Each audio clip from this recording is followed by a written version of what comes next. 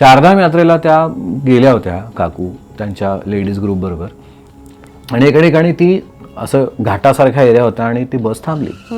आता छान दिसते म्हणून त्या काकू गेल्या. तेवढ्यात एक सोल्जर खालनं ट्रेक करत आला आणि तो म्हणला की आगे मत जाओ, आगे लँडस्लाईड हो रहा है. त्या घाबरल्या. त्यांनी सांगितलं की एका सोल्जरने सांगितलं. आता बस चालक मॅनेजर ते म्हणत होते की आम्ही वेदर रिपोर्ट प्रमाणेच टूर डिफाईन करतो मॅडम, कुठेही लँडस्लाईड होत नाहीये, तुम्हाला कुठल्या महाभागाने सांगितलं, आणि इथे कुठे आर्मी कॅम्पच नाही आहे, कशाला सोल्जर भेटेल. आणि त्या सारख्या असं कन्व्हिन्स करत होत्या की नाही तो भेटला ना मला समोर.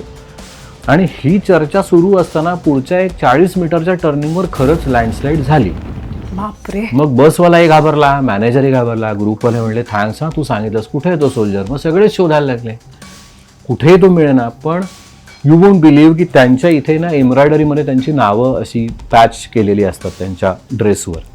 तर एक पॅच मिळाला ज्याच्यावर स्वामीनारायण, लेफ्टनंट स्वामीनारायण असं लिहिलेलं त्यांना एक बॅच मिळाला. आणि त्या एकदम असं त्यांनी मला फोन केला की बहुतेक मला स्वामी भेटून गेले. म्हणलं this is how it is. This is giving me goosebumps.